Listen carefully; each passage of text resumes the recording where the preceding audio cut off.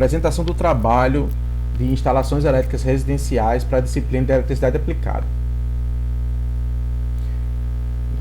Na terceira unidade da disciplina de eletricidade aplicada, nós fomos solicitados a fazer um trabalho que seria um projeto elétrico residencial, né? Um projeto de instalações elétricas, né? No caso do nosso grupo, formado por Adriane, Daniel, Flávia e Rafael, o objetivo seria para uma planta residencial, seguindo as normas da NBR 5410. O professor forneceu também para a gente o manual do Prysmian Group e o guia de fornecimento de energia elétrica da Cosern, que é a concessionária de eletricidade aqui do Rio Grande do Norte. A nossa planta tem as seguintes características: uma área construída de 69,62 metros quadrados, um perímetro total de 34,26 e 7 cômodos sendo uma área externa, né? Essas características são distribuídas dessa forma, né?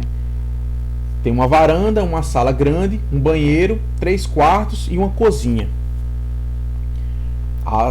As áreas e os perímetros são importantes porque, de acordo com a norma, é a área e os perímetros que vão balizar a distribuição dos circuitos e da quantidade de iluminação e de tomadas, né?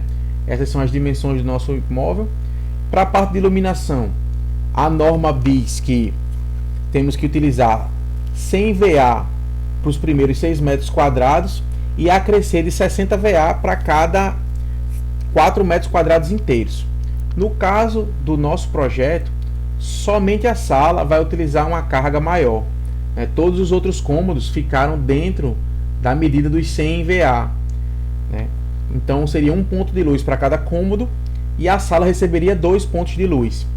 No caso, optamos, né, por colocar um ponto de luz a mais na varanda por ser uma área externa para melhorar a iluminação. Os pontos de tomada, né, para os cômodos, os dormitórios, né, e as salas e as varandas, com mais de 6 metros quadrados, utiliza-se o perímetro, né, uma tomada para cada 5 metros de perímetro. Para copa e cozinha, essa quantidade é uma tomada para cada 3,5 metros, né? E nos banheiros, a distância mínima da tomada para o box seria de 60 centímetros. No caso da nossa planta, pela medida do nosso banheiro, só vai precisar de uma tomada. Essa aqui são a distribuição das cargas das tomadas, né? A gente pode ver aqui a quantidade mínima de tomadas que a gente colocou. São 2 tomadas de uso geral para a varanda, 5 tomadas de uso geral na sala, pela sua dimensão, né? 3 na cozinha. Na cozinha tem 2 tomadas específicas, uma para o micro-ondas e uma para a geladeira, que são eletrodomésticos que, apesar da potência aguentar, né, uma tomada de uso geral aguentar, por exemplo, a geladeira, como foi comentado em aula, como é um eletrodoméstico de uso contínuo, que vai ficar parado todo o tempo, você não vai ficar trocando, tirando ela da tomada, então optamos por usar uma tomada de uso específico, né? Temos 3 tomadas em cada quarto e uma tomada extra para o ar-condicionado, né, que é uma tomada elevada. E nos banheiros a gente tem uma tomada de uso geral e uma tomada específica para o chuveiro, que é um eletrodoméstico com uma potência bem elevada. No corredor, que é aquele hallzinho que fica ali na frente do banheiro, optamos por não colocar nenhuma tomada, apenas o ponto de iluminação. Segundo o manual do Prysmian, né, para a cozinha, né, a gente tem 3 tomadas de 600 VA, né, e uma tomada de 100 VA excedente.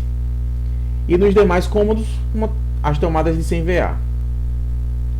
Porque na cozinha usa geralmente os equipamentos que demandam mais. Aqui ficou a distribuição com as previsões de carga, né? E aqui a tabela geral do projeto. O que é importante fazer para a gente ter o somatório das potências, né, tanto da iluminação como das tomadas de uso geral, como das tomadas de uso específico, para determinar o cálculo da potência ativa total. Essa potência ativa total vai determinar se o sistema vai ser monofásico ou trifásico. Pela norma da Cosern, até 15 kW os sistemas são considerados monofásicos. Então, como o nosso dimensionamento ficou em 13, utilizaremos o sistema monofásico, que será alimentado com a tensão de 220 volts. Aqui a gente vai ter a tabela com a distribuição dos circuitos, né? Foram criados 11 circuitos diferentes, sendo um para cada cômodo e um para cada tomada de uso específico, né? Por questões de segurança e para os eletrodutos receberem a quantidade adequada de cabos, né? O limite seriam 8 cabos por eletroduto, mas não chegamos ao limite em nenhuma das configurações. E essa aqui foi como ficou a nossa planta com os circuitos distribuídos e os eletrodutos, né, e os cabos. Foi bem trabalhoso de fazer porque é complicado achar espaço, né? A forma como o sistema de representação é feita é bem detalhada, né? A gente pode ver aqui que na sala a gente tem um sistema de three-way, então a gente tem aqui o cabeamento com o interruptor com os 3 retornos, né? O outro com a fase, o retorno e o terra.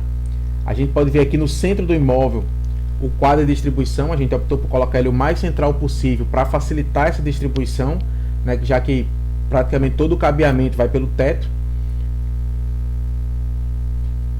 Foram criados um circuito também para cada ponto de tomada específico, para facilitar a manutenção, né? Cada ponto desse vai ter um disjuntor próprio, né? Cada ar-condicionado um disjuntor próprio, chuveiro elétrico um disjuntor próprio, e assim fica melhor a gente tem essa expectativa, né? Que seja melhor de se trabalhar a rede elétrica da casa dessa forma, né? Aqui fora a gente pode ver os 2 pontos de iluminação, né? Que a gente colocou, e a distribuição dos circuitos. Esse pontilhado significa que a fiação está passando por dentro da parede, né? Então, tomadas próximas a gente optou por fazer assim. E é isso. Como referência a norma técnica, as instalações segundo o Prysmian Group e a guia da Cosern, que orienta como devem ser feitas as instalações elétricas aqui para a concessionária, né? Local.